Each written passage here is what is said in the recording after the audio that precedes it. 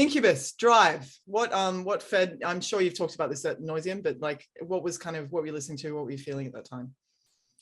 We were kind of at the tail end of writing what became the record Make Yourself. And it was mostly, like more refined, but like heavier songs. And I remember I was driving with Mikey, and we were talking about songs that we had written so far and things that we liked and things we wanted to, improve upon and stuff. And then he's like, I wrote this guitar riff. I think it's supposed to be for he had a friend who was doing this independent film, and Mikey was going to write some score music for it. Yeah. I'm like, let me hear it. I'm down for anything. So let me hear it. And he played me the riff kind of as it exists, that kind of classic acoustic guitar thing. And I listened to it once through, and I was like, you can't give this to this film. You got to let me play with this. This is like, it was such a cool kind of classic, iconic sounding guitar riff. I was desperate to climb all over that jungle gym, so to speak. So he was like, all right, cool. I think he thought I wasn't going to respond to it, but I responded to it within like a day or two. And I showed him what was like basically the same verse, pre-chorus, and chorus that exists now. Wow. And I remember he was really excited by it. He was like, this is awesome, dude. And we didn't know what the kind of like, what the rhythmic treatment was going to be. The kind of like breakbeat sounding treatment came a little bit later in the studio, but the song, for all intents and purposes, as it exists, kind of like happened pretty quick. And it almost didn't happen because he was going to give the riff to this friend of his that was doing the indie film. I'm pretty glad you claimed that. Oh, Yeah, sometimes you have to. Sometimes you're like, mine. And that's sorry, I'm gonna call lead singer on this shit. That's my material. Okay, Wish You Were Here. It's a interesting story on that one. We were celebrating, in a way, we were celebrating the success of the record Make Yourself. We'd had been on tour for it for almost 2 years, and then the last kind of year and a half of it, things were going better than they'd ever gone before. At that point, we'd sold a couple million records, and we were seeing success for the first time. And then we came home from, I think it was almost 2 years being out on the road supporting that record. And we came home, we rented the house that was the Morning View house, and we all moved into it, and we brought all our gear into this living room, and we were having this experience. And us being gone so much at that period in my life made being in relationships like really challenging. Relationships are challenging to begin with, but then you put one of the people being gone all the time on top of it, not really going to work.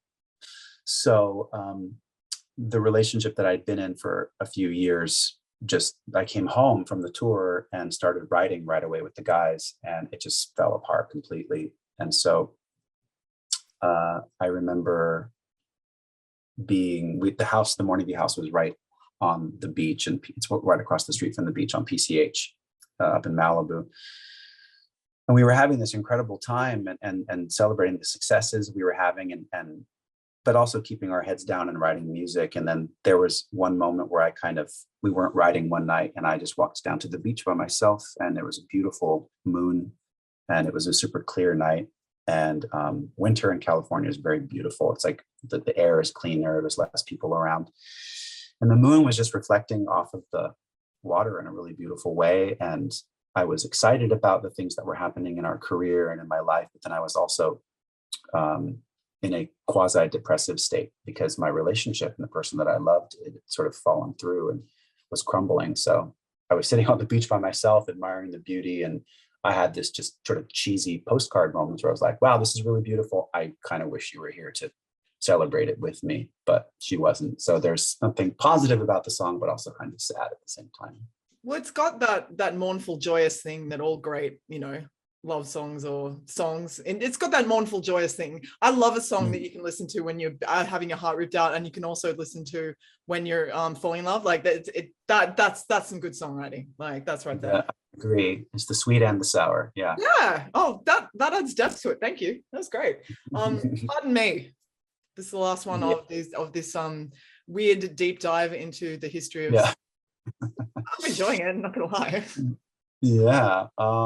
That's it was a funny one. We were, that song obviously comes from the record Make Yourself, and we were writing Make Yourself, having toured through Europe and the UK a couple of times. We opened up for Korn across Europe and the UK. We were spending like months at a time overseas, and so we became kind of collectively enamored of drum and bass and jungle music, because we were, I was yeah, obsessed. it was pretty rad. Like mid to late 90s, there was like a thing all across. It was like the It rhythm didn't section. really- It was like the rhythm Yeah. section gone ape shit. It was great. Yeah. They were sampling real drums too. There was I know.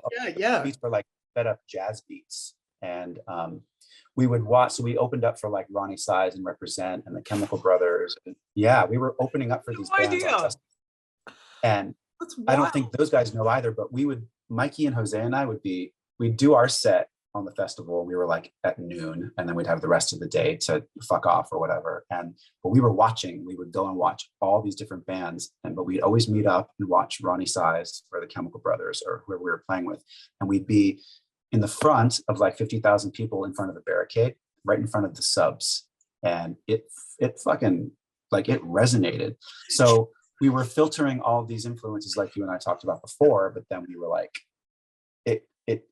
it was unshakable. It was like, what if we played with some of those rhythms, some of those rhythms, and then combine them somehow with all of this other music that we know and love and have been, influenced by. And so Pardon Me was kind of a result of that. So the sped up like jazz drum beat in the verse, and then the slower halftime thing with the heavy guitars, and that's kind of how that stuff emerged. Same with Nice to Know You from Morning View.